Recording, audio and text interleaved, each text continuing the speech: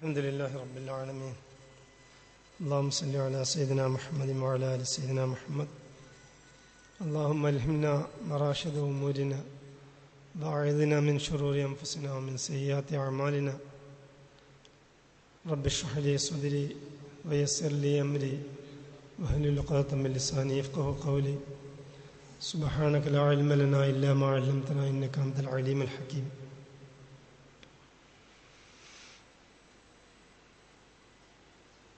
അൽഹംദുലില്ലാഹ്, അള്ളാഹുവിൻ്റെ അനുഗ്രഹം കൊണ്ട് എല്ലാ ശനിയാഴ്ച ദിവസങ്ങളിലും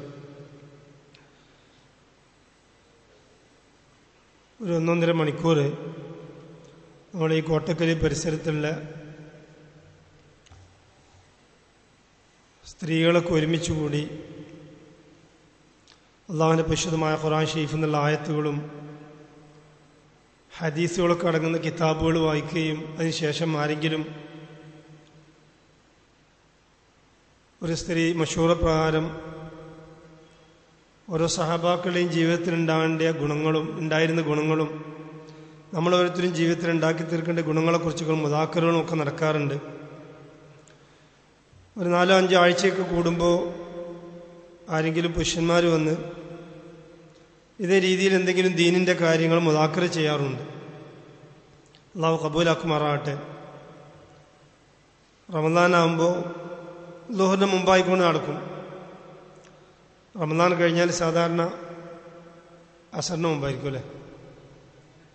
3:30 മണി മുതൽ 2:30 മണി മുതൽ 4 മണി വരെ റമദാൻ കഴിഞ്ഞാലുള്ള സമയങ്ങളും നടക്കാറുണ്ട്. അൽഹംദുലില്ലാഹ്, അല്ലാഹു സുബ്ഹാനഹു വ തആല ഖബൂലാക്കുമാറാകട്ടെ.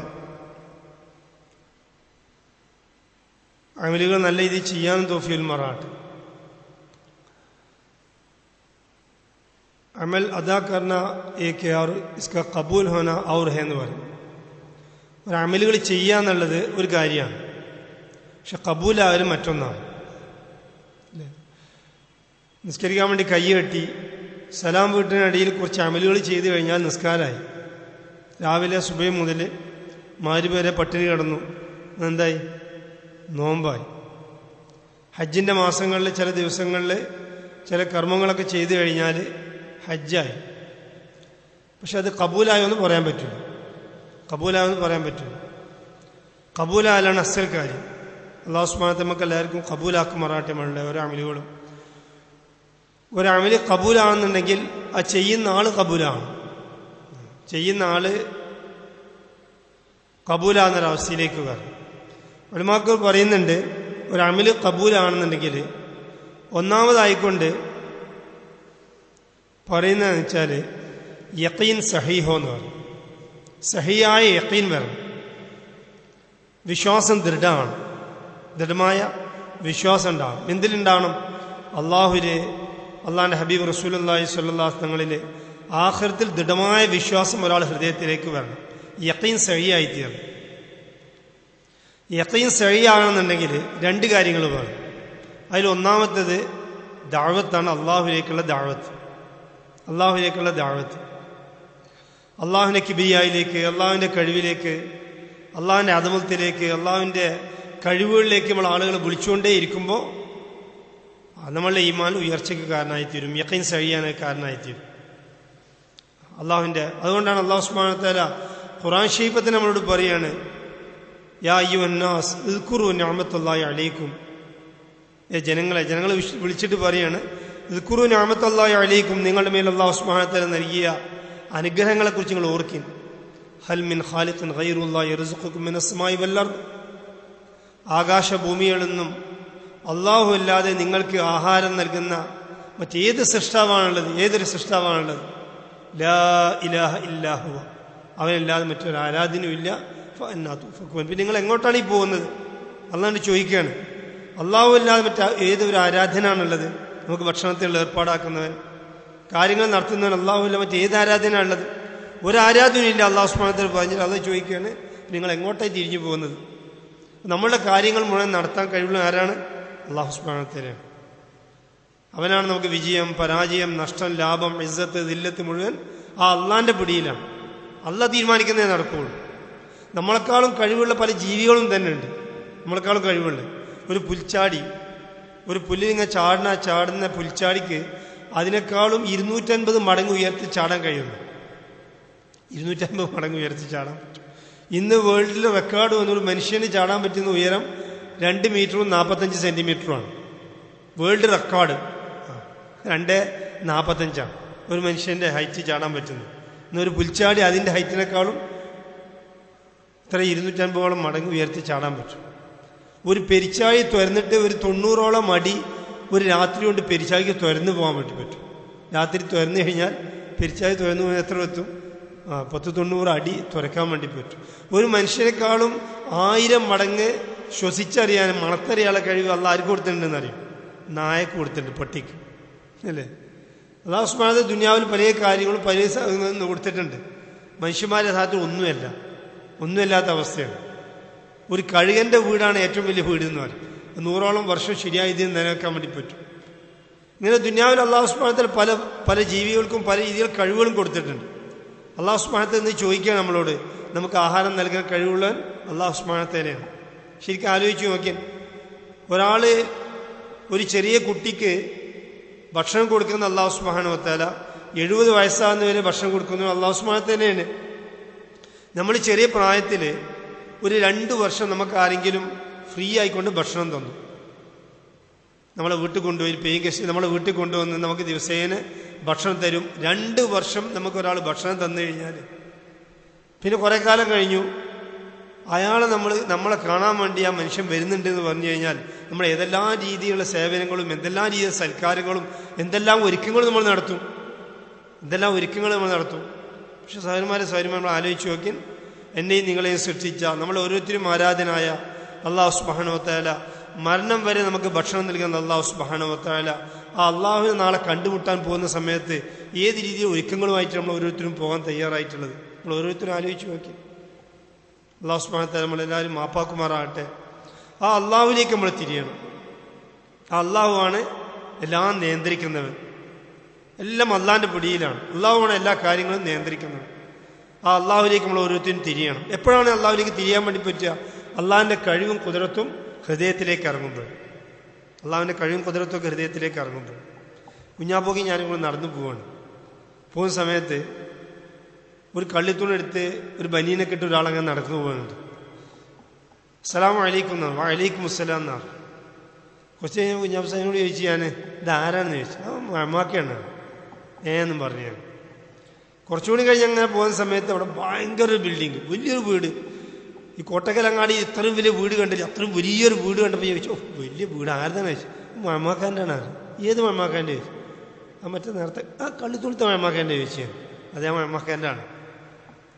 കുറച്ചുകൂടി കഴിഞ്ഞ് അങ്ങനെ പോയപ്പോൾ ഭയങ്കര ഒരു എസ്റ്റേറ്റ്, കുറച്ചും വേണ്ടി അങ്ങനെ പോകുന്ന സമയത്ത് വലിയൊരു എസ്റ്റേറ്റ് കണ്ടപ്പോൾ ഇതാരതാന്ന് ചോദിച്ചു. ഇതും മമ്മാക്കാൻ്റെ തന്നെയാണ്. സുബ്ഹാനല്ലാഹ്, ഇതും മമ്മാക്കാൻ്റെ ആണ്. അപ്പോൾ കുറച്ചും കൂടി എൻ്റെ ഹൃദയത്തിൽ എന്തായി പോയി, ആദ്യം കള്ളിത്തുണെടുത്ത മമ്മാക്കാനെ ഞാൻ കണ്ടിട്ടുള്ളൂ. പിന്നെ വീട് അയാൾതാണ് മമ്മാക്കാരുടെ സംഭവമായി, ഈ എസ്റ്റേറ്റ് അയാളുടെ. അപ്പോൾ കുറച്ചും കൂടി വലിയ സംഭവമായി. പിന്നെ കുറച്ചും കൂടി പോയപ്പോൾ വലിയൊരു സ്കൂള്, ഒരു ഹയർ സെക്കൻഡറി സ്കൂള്. അതിന് മുറ്റത്തൊരു 10-25 വണ്ടികൾ കിടക്കുന്നത്. ഇതായിരുന്നു. ഇത് മമ്മാക്കാനാണോ ചോദിച്ചു ഞാൻ. അതെ, ഇതും മമ്മാക്കാനാണെന്നാണ്. സുബ്ഹാനല്ലാഹ്. മമ്മാക്കാന്ന് പറഞ്ഞത് എൻ്റെ ഹൃദയത്തിൽ വലിയൊരു സംഭവമായി. എന്താ കാരണം? മമ്മാക്കാന്ന് പറഞ്ഞത് ഒരു വീട് അയാളത്, ആ എസ്റ്റേറ്റ് അയാളത്, ആ സ്കൂൾ അയാളത്. സഹോദരന്മാരെ യഥാർത്ഥത്തിൽ ഈ ലോകം മുഴുവൻ അള്ളാഹിന്റെ പിടിയിലാണ്, അല്ലേ? ലോകം മുഴുവൻ അള്ളാഹിന്റെ പിടിയിലാണ്. 2 കുട്ടികൾ നടന്നു പോകുന്ന സമയത്ത് ഒരു കുട്ടി ഒരു കടൽമിഠായി വാങ്ങിച്ചു. കടൽമിഠായി വാങ്ങിച്ചിട്ട് അതിനൊരു പൊട്ടെടുത്തിട്ട് മറ്റേ കുട്ടിക്ക് കൊടുത്തു. രണ്ടാളും ആ കടൽമിഠായി തിന്നങ്ങനെ പോവാണ്. പിറ്റേ ദിവസം ഈ കുട്ടിൻ്റെ വാപ്പ ഒരു 5 രൂപ കൊടുത്ത് 5 രൂപേൻ്റെ ചോക്ലേറ്റ് വാങ്ങിച്ചു. പിറ്റേ ദിവസം ഈ കുട്ടി ഒറ്റക്ക് തിന്നാൻ പോകും. മറ്റേ ചോദിക്കൂലേ, എടാ എനിക്ക് തന്നല്ലോ കടലുമിഠായി തന്നില്ലടാ, ഒരു കണ്ടം കൊണ്ടടാ, അല്ലേ പറയില്ലേ, കണ്ടം കൊണ്ടടാന്ന് പറഞ്ഞു. കുട്ടീനെ സംബന്ധിച്ചിടത്തോളം എത്രയേ ഉള്ളൂ? ഒരു കടൽമിഠായി, ഒരു ചോക്ലേറ്റ്. ഇതേ കുട്ടിക്ക് വലുതായിട്ട് തോന്നുന്നു. വാപ്പ മോനോട് പറഞ്ഞു, നീ +2 പാസ്സാകണമെങ്കിൽ നിനക്കൊരു സൈക്കിൾ വാങ്ങിച്ചു തരാം. +2 പാസ്സാകണമെങ്കിൽ ഒരു സൈക്കിൾ വാങ്ങിച്ചു തരാം. +2 പാസ്സായതിനു ശേഷം ഒരു സൈക്കിളൊക്കെ വാങ്ങിച്ചു കൊടുത്തു. പിന്നെ അവന് കോളേജിൽ പോയി തിരിച്ചു വരികയാണ്. തിരിച്ചു വരുന്നപ്പോൾ 5 മണിയായിട്ടുണ്ട്. 5-5:15 ഗ്രൗണ്ടിൽ പന്ത് കളി തുടങ്ങും. അപ്പോൾ ഇവൻ സൈക്കിൾ എടുത്ത് വേഗം പോകാൻ വേണ്ടി പോകുന്ന സമയത്ത് വാപ്പ പറഞ്ഞു, മോനെ പോയിട്ട് 2 കിലോ പഞ്ചസാര. അപ്പോൾ അതിന് എന്ത് ചെയ്യുമെന്നറിയും?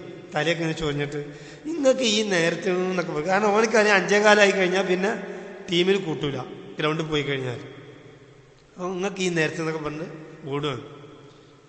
വൈകുന്നേരം കളിയൊക്കെ കഴിഞ്ഞ് വന്നു കഴിഞ്ഞാൽ വാപ്പ പറയും, മോനെ എനിക്കൊരു സൈക്കിൾ വാങ്ങിച്ചു തന്നിട്ട് പോലും എനിക്ക് പറഞ്ഞ പോലെ കേൾക്കാൻ വയ്യലാണ് അല്ലേ. ഒരു കുട്ടീനെ സംബന്ധിച്ചിടത്തോളം ചോക്ലേറ്റ്സ്, ഒരു വാപ്പാനെ സംബന്ധിച്ചിടത്തോളം സൈക്കിള് അല്ലേ. എന്നാൽ അല്ലാഹു സുബ്ഹാനഹു വ തആല ഖുർആൻ ശരീഫിൽ നമ്മളോട് പറയുന്നുണ്ട്, നാം നിങ്ങൾക്ക് 2 കണ്ണ് നൽകിയില്ലേ, ഒരു ചുണ്ട് നൽകിയില്ലേ, നാവ് നൽകിയില്ലേ. അലം നജഅൽ ലഹു ഐനൈൻ വലിസാനം വശഫതൈൻ. ഖുർആനിൽ അല്ലാഹു പറയാണ്, അലം നജഅൽ ലഹു ഐനൈൻ വലിസാനം വശഫതൈൻ. എന്താ ഇതിന്റെ അർത്ഥം?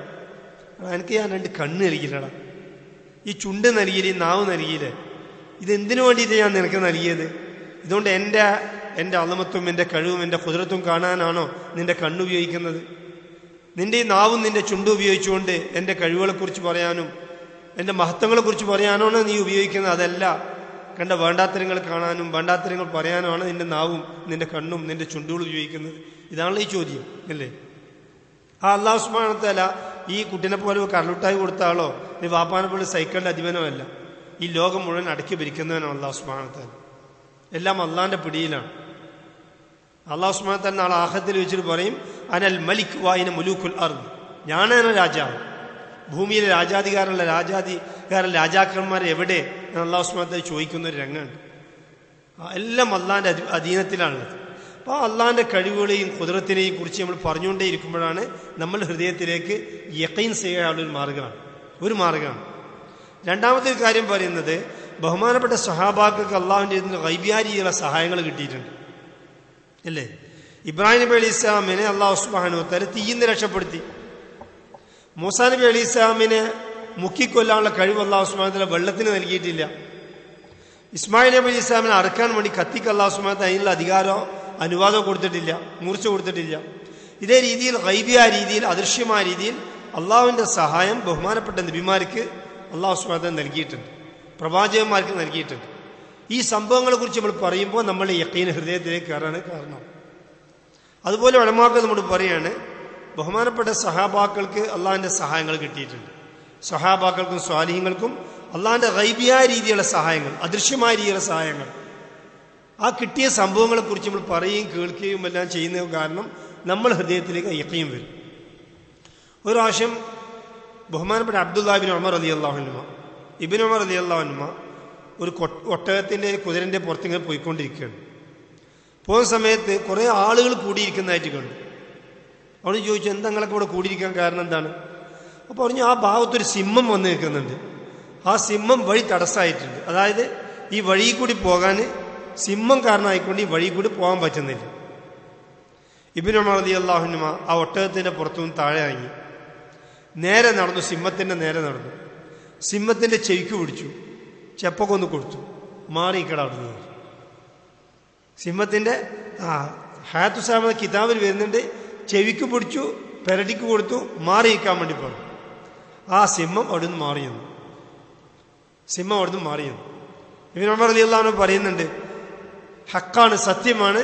അല്ലാഹു സുബ്ഹാനഹു വ തആല ഒരാൾ അള്ളാഹുവിനെ വേണ്ട രീതിയിൽ ഭയപ്പെടുകയാണെങ്കിൽ അള്ളാഹുവിന്റെ സൃഷ്ടികൾ മുഴുവൻ അവനെ ഭയപ്പെട്ടുകൊണ്ടേയിരിക്കും. നേരെ മറിച്ചൊരു മനുഷ്യൻ അള്ളാഹുവിന്റെ സൃഷ്ടികളെ ഭയപ്പെടുകയാണെങ്കിലോ സൃഷ്ടികൾ മുഴുവൻ അവനെ ഭയപ്പെടുത്തിക്കൊണ്ടേയിരിക്കും. ബഹുമാനപ്പെട്ട സഫീന റളിയല്ലാഹു അൻഹു അള്ളാഹുവിന്റെ ദീനിന്റെ മാർഗത്തിൽ യാത്ര ചെയ്തു പോയി.